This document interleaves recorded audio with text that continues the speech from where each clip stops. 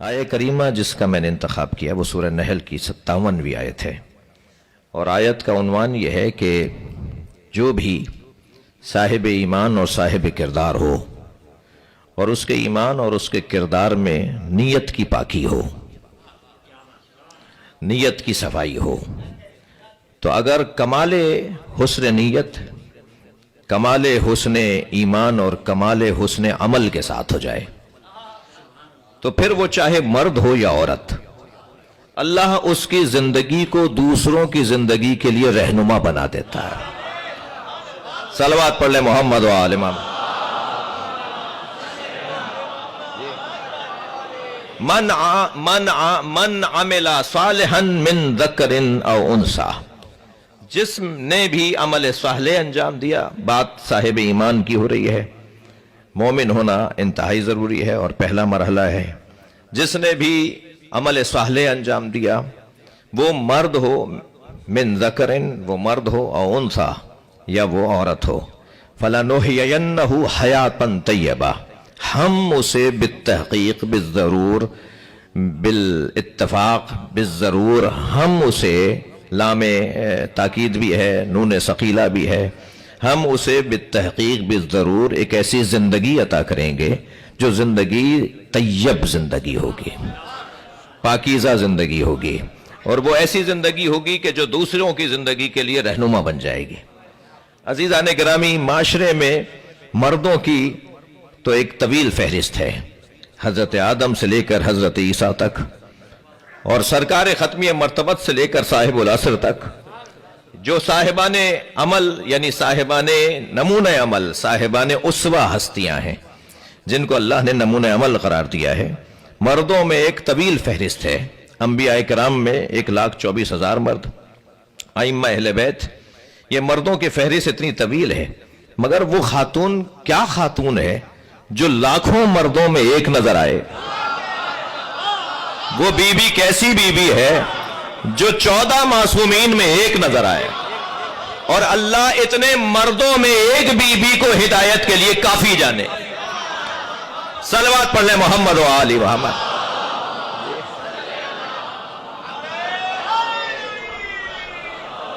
بھئی قرآن مجید میں یوں تو 11 عورتوں کا ذکر ہے، 2 عورتوں کی مذمت آئی ہے۔ میں مذمت والیوں پر وقت ضائع نہیں کروں گا، صلوات پڑھ لیں ذرا محمد و آل محمد۔ مگر 9 بیویوں کی تعریف بیان ہوئی ہے، ان کی عظمت کو اللہ نے بیان کیا ہے، اور ان 9 بیویوں میں بھی پھر اللہ نے 4 بیویوں کو جنت کی زینت بنایا ہے۔ جی توجہ چاہوں گا آپ سے، میں مقدماتی گفتگو سے گزر رہا ہوں، کوشش ہے کہ بہت دیر آپ کو زحمت نہ دی جائے، اور یہ آج کی جو مجلس ہے بڑی مجلس ہے، سجانے والوں کی طرف سے مجلس ہے جی، لہٰذا مجلس تو ایسی ہی ہونی چاہیے تھی، آپ کی شرکت، آپ کی توجہ۔ 4 بیویاں ایسی ہیں بھئی تھوڑی گردن ہلا دیجئے، بات جاری ہے تو، جنت جن کے آنے ہمارا بیٹا فلاں، میں فلاں بیٹے کی ماں، وہ 3 بیویاں کون ہیں کہ جو اپنے بیٹوں پر محشر میں فخر کریں گی، جن کی شان بان، جن کا احترام، جن کی شوکت اس بنیاد پر بھی ہوگی کہ یہ اس بیٹے کی ماں ہے۔ اور کیا کمال ہے اس نام میں، جس نام کو نام فاطمہ کہتے ہیں، کہ ان تینوں بیویوں کے نام بھی فاطمہ ہے۔ ایک فاطمہ، اللہ اکبر، بنت اسد، بھئی مجلس سننے آئے تو پوری طرح بیٹھیں گے۔ ایک فاطمہ بنت اسد، ایک فاطمہ بنت محمد، ایک فاطمہ بنت حزام، 3 فاطمہ، فواطم۔ مولا سجاد اپنے سینے پہ ہاتھ رکھ کے شام کے دربار میں خطبہ دیتے ہوئے فرماتے ہیں، انا ابن الفواطم، میں فاطمہ کی اولاد ہوں،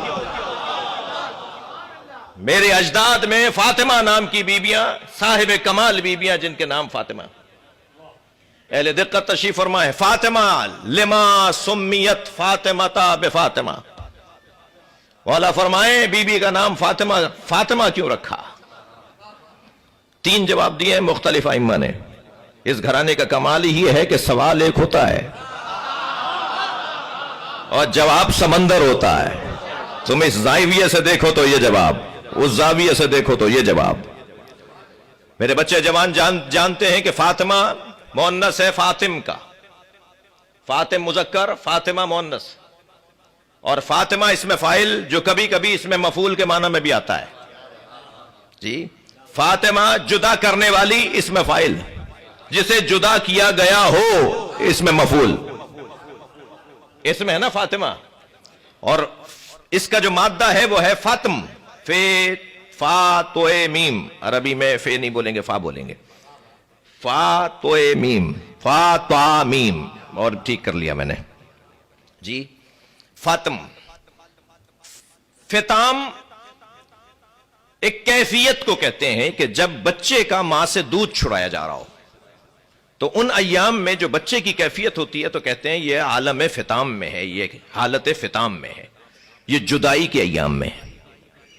فاطمہ اس میں فاعل کے معنی میں جدا کرنے والی، اور اس میں مفعول کے معنی میں جدا شدہ، جدا کی گئی.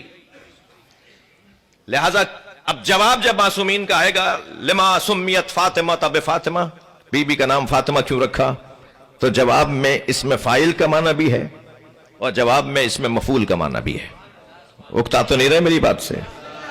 اس میں فاعل کے معنی میں فاطمہ کا کیا مطلب، معصوم سے جب سوال ہوا تو حضرت نے فرمایا اللہ اکبر، فطمت محبیہا من النار.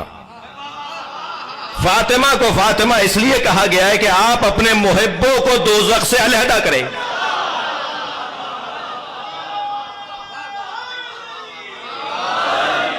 یہ اس میں فاعل کے معنی میں جدا کرنے والی، جس کا کام جدا کرنا ہے. اور 2 معنی ہیں اس میں مفعول کے معنی میں. لما فسمیت فاطمہ تب فاطمہ، کیوں؟ حضرت نے فرمایا فطمت فطمت ان معرفتہا، یہ اس میں مفعول کے معنی میں. فطمت ان معرفتہا، جس کی معرفت سے لوگوں کو دور کر دیا گیا ہے. یہ اس میں مفعول کے معنی میں، جن سے لوگوں کو دور کر دیا گیا ہے، ان کی معرفت سے دور. بہت ساری چیزیں سننے کی ہیں، سمجھ میں آئیں گی مرنے کے بعد.